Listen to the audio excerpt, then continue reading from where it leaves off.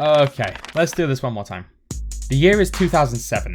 Everyone is using Internet Explorer, Rage comics are a brand new thing, and a little company called Blizzard has just begun development on their brand new IP. An online, class-based shooter that will take the world by storm. Project Titan would soon fall into gamers' hands. An MMO with a scope larger than any that came before, while also featuring a revolutionary class system on top of a skill tree so expansive that no two players would have exactly the same kit. And it's all gonna come out soon, right? Right? Yeah, no. Being developed for many years, Project Titan would face countless development issues, many of which being caused from the engine itself, being so limited as to not be able to handle floating vehicles in a game set on a sci-fi Earth. Fun fact, but this is actually why all moving vehicles in Overwatch don't have wheels. Let's fast forward a while. The year is now 2013. Project Titan has been in development for 6 long years and isn't much closer to releasing for it. Making the executive decision to can the game, they would publicly announce the game as being put on hold while internally cancelling it. Did you guys not have Project Titan? The game's public cancellation, meanwhile, wouldn't come until the following year. Taking a small team from the remains of Project Titan, lead developer Jeff Kaplan would start working on a prototype for a class-based shooter inspired by games such as Team Fortress 2 and... Eventually being given the green light, the game would soon go into full-scale development, growing its team size and being officially announced with a fully animated trailer at BlizzCon of 2014. The team would then be hard at work, making up tons of new heroes, maps, and game modes for the game that would slowly be drip-fed to the public to keep the hype going. However, there was initially a lot of hesitation from fans due to the fact that Blizzard had previously stuck to their RTS and RPG roots and hadn't made any kind of FPS game before. Couple this with the fact that it would be their first new IP in 17 years and people were skeptical to say the least. Though on October 27th, 2015, the game would get their greasy little gamer hands on Overwatch for the first time in the form of a closed beta. Initially having 18 classes spread through the offense, defense, tank, and support categories, there was more than enough to give players an idea of what was to come and started to really kick the hype train into orbit. With people now closely following the development of the game, Blizzard would start releasing shorts with Pixar-level animation quality, focusing around the characters and story of the game. With there being several closed betas over the next year, all of the development team's work would finally bear fruit, as on the 24th of May 2016, the game would finally launch. Launching to immense success, selling 10 million copies in under a week, the team quickly got to work to keep content flowing through the game, giving us a competitive mode soon after launch that would give us all the player rage compilations our decrepit hearts could desire, that would give players a rank between 1 and 100 that they could then compete to race. Soon after, the player base would also get their first look at the brand new hero coming to the game, Ana. Being a sniper in the support class, Ana's gameplay essentially consisted of playing the JFK assassination video on Rewind. As to heal your allies, you must shoot them, which at the time was a concept never thought of before. I repeat, a concept never thought of before. All of this put Overwatch in really good standing for its first year, keeping players hooked and loving the game.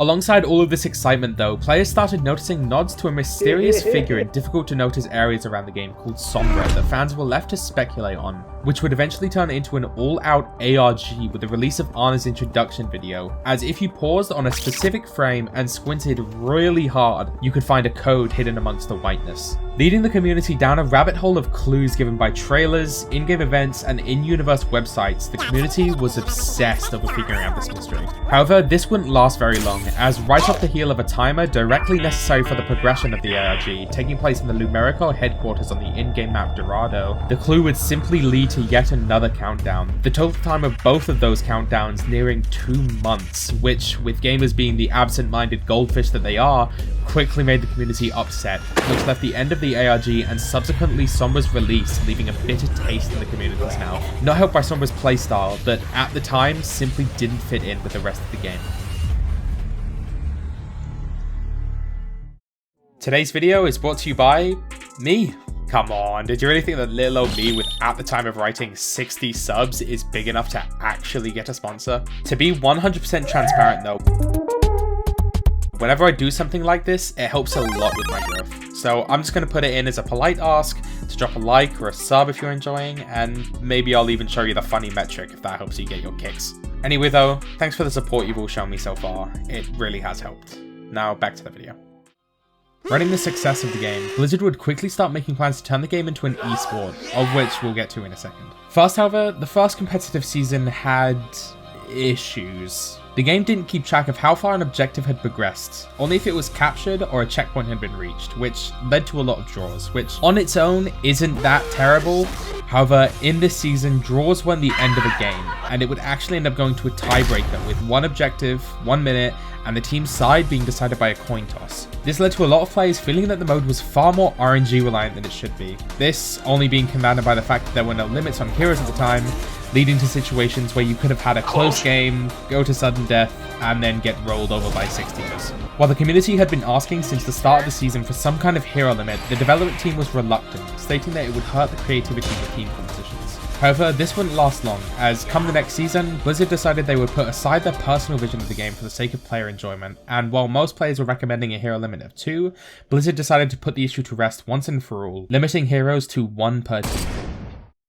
Come the next season, they would also completely revamp the competitive mode, giving it a new rating system comprised of 7 ranks, dispersed over the new rating of 1 to 5,000, with ranks appearing at 500-point intervals between 1,500 and 4,000, with the players in the top 500 of their respective region and device also being given a special top 500 rank that would show their current placement. Gameplay-wise, they would also remove sudden death, and instead would simply hand out draws. To also help make these situations rarer in the first place, they would also start tracking exact progress of an objective, once again showing their resolve to get things right first time around, as many of the community were simply asking for it to keep track of ticks. My dick is plugged, fuck you. With the competitive scene truly starting to thrive with these changes, Blizzard would then announce the World Cup, where players from their home countries could compete to see whose neckbeards were sweatier. Spoiler alert, Koreans.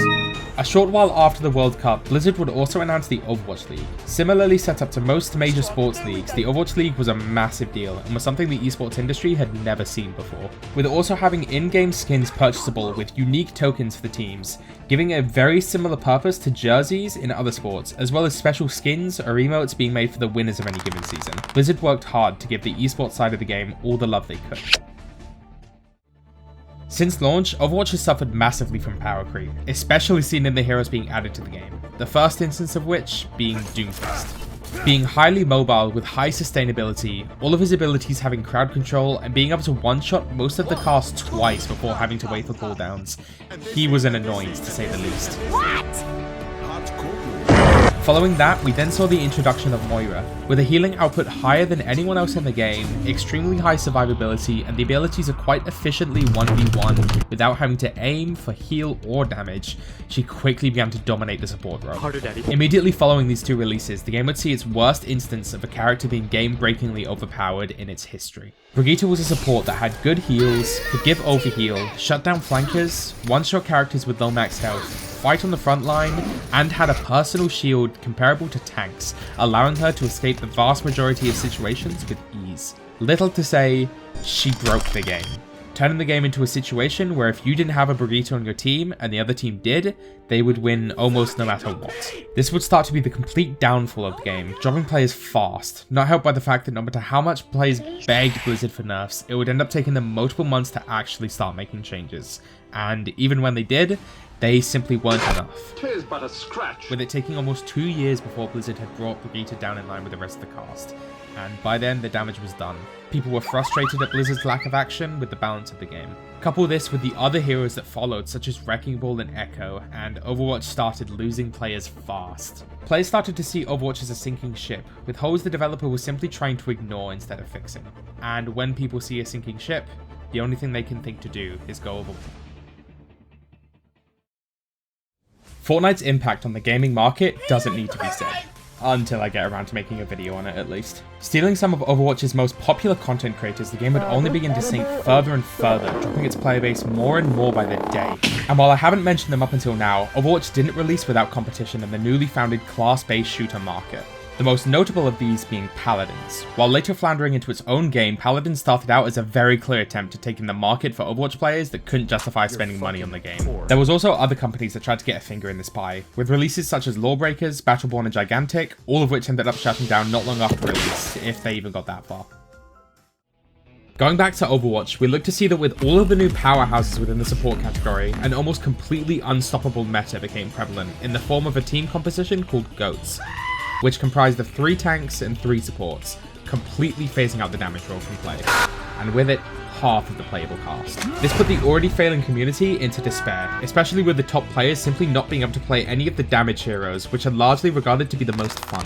Seeing the issue, Blizzard would introduce a role queue system for both competitive and casual play. This would force all teams to use 2 of each hero type at all times, and meant that as long as you were willing to face the queue times, you could play whoever you wanted without fear of being made to fill another role in matchmaking, while also giving you separate ranks for each role, meaning you wouldn't have to worry about dropping your rank if you wanted to play a role you weren't familiar with. The downside to all this, however, comes with the queue times. Due to how much more popular damage is than any of the other roles, queue times for it can be found lasting upwards of half an hour, while queues for the least liked role, tank, would be bordering on instant. Due to the vast majority of players wanting to play damage and now having to wait twice the length of a match to be able to play, the update that was supposed to save the game and bring Overwatch's second coming only led to it planting its feet further in the grave being dug. Facing its worst year, Blizzard would announce that their next character, Echo, would be the last to be added to the game. Fearing the end for the game, players turned into BlizzCon of 2019, fearing the worst. What you all doing? You having fun? On behalf of the Overwatch team, I am extremely proud and excited to finally and officially announce Overwatch 2. And just like that, Overwatch was back on everyone's minds. Promising a fully fledged campaign, updated PvP and a new visual style, people were hyped for Overwatch 2. With the knowledge that the original game had been put on hold for the sole purpose of the sequel, players were more accepting of the absence of new content, even if it left many feeling that Blizzard was abandoning the here and now. Although people were certainly excited for the title, people once again began to second guess as years went by with no update on the game. Fearing the worst, most players would simply start to write off Overwatch as a game about as dead as Frame 313. Okay, I'll stop the JFK jokes now. However, seemingly out of nowhere, on the 25th of April 2022, the community would suddenly be shocked to hear about a closed beta starting the very next day, of which players could get easy access to just by watching streamers on Twitch. Finally having new content to dig their teeth into, the community once again lit ablaze, although not for all the right reasons. With the new changes to PvP being play tested for the first time, players were divided on the decision to bring the game down to a 5v5, with teams consisting of 2 supports, 2 damage and a tank, with the tanks having all been significantly buffed to essentially become the main character of either side's team. With the first beta closing after a few weeks, and the second one currently ongoing at the time of writing, with the official early access launch being slated for October 4th, Overwatch has its second chance at grabbing the masses, and with its new seasonal model, it might just have a better chance of keeping them this time. First, however, comes the battle to win crowds back over, and once again prove their worth as developers for such a large-scale game. Until then, we can sit, relax, and watch what happens as Overwatch reforges its new path.